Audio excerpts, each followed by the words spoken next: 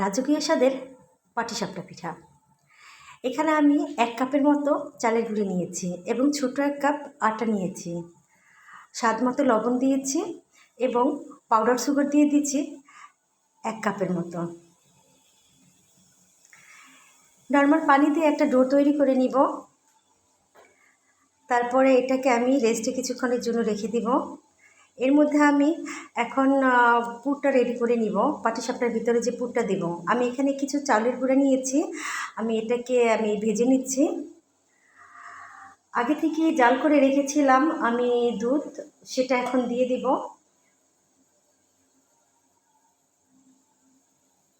দুধ দিয়ে ভালো করে নেড়েচেড়ে নিব।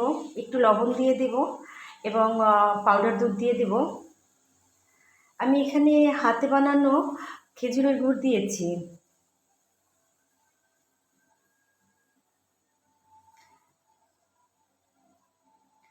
পাউডার দুধ দিয়ে এখন আমি এটাকে নেড়েচেড়ে নিচ্ছি।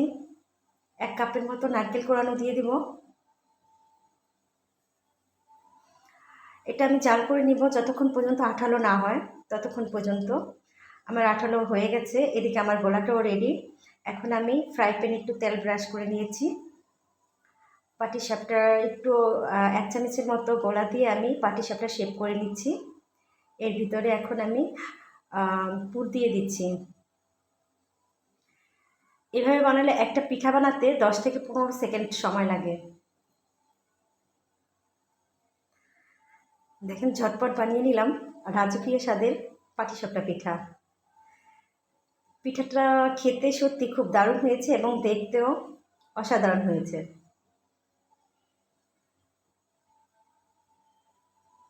এই রেসিপিটা একবার ট্রাই করে দেখবেন।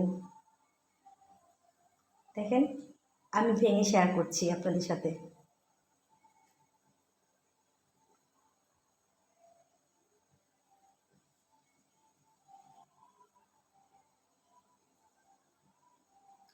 সবাই ভালো থাকবেন।